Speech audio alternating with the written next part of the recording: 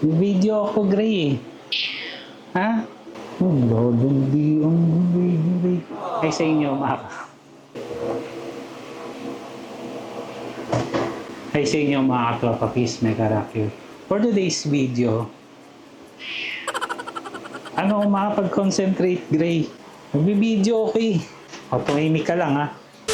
Hello sa inyo mga katropa, Peace Mega Rock. For today's video, gusto ko lang i-share sa inyo yung mga na-experience ko about dito sa Steam Deck ko. Kapag gumagamit tayo ng controller, ginamitan natin as wireless or Bluetooth dito sa Steam Deck natin, at kapag nilagay natin din sa TV, alam ko na-experience ninyo, kapag pinipindot nyo, delay siya, milliseconds, di ba? Na-experience nyo yun. Kasi ako na-experience ko. Kaya ang ginagawa ninyo, kinakabit nyo na lang yung wire, hindi na siya wireless. Medyo hassle, di ba? Yung mga techie siguro alam na ito. May na-discover ako at nakuha ko siya sa Data Blitz. Ito ang Anberni RGP01. Yan, ito po yan guys. Yes, wireless to. Pwede mo ding lagyan ng wire para ikabit dun sa Steam Dock ninyo dito sa likod po, sa USB. Okay? Nasagot na yung problema ko.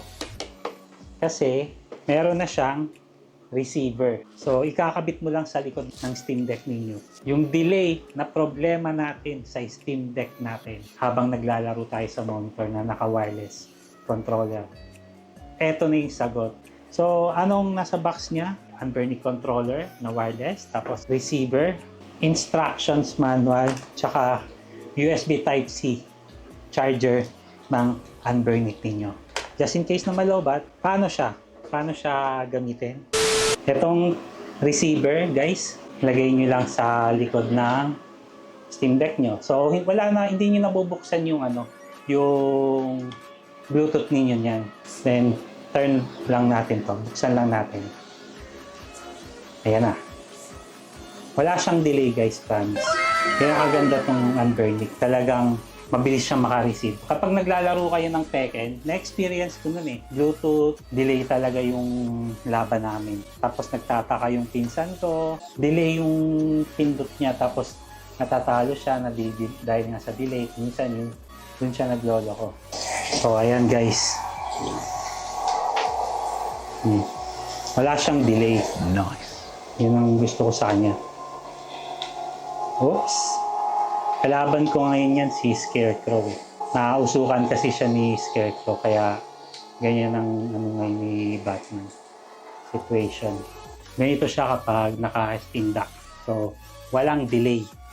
Ganyan kaganda ang transmitter tsaka receiver talaga. Nasubukan ko siya sa PC, walang lag, walang delay na nagaganap. Pakita ko sa inyo guys. Doon naman natin, ikakabit naman natin siya sa HDMI sa monitor. Ayun o. Diyan ko ikakabit ha.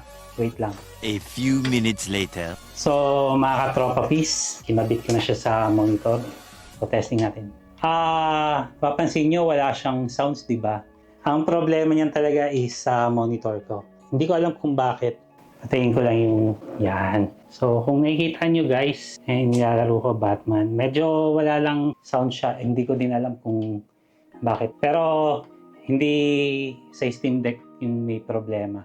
Yung monitor ko guys, kasi nasubukan ko na siya sa malaking TV, may sound siya, pero dito lang talaga sa monitor ko yung walang sounds, kahit may speaker na nakalagay. Ewan ko ba kung bakit, napakasela nung Samsung ko na monitor na pang gaming ko.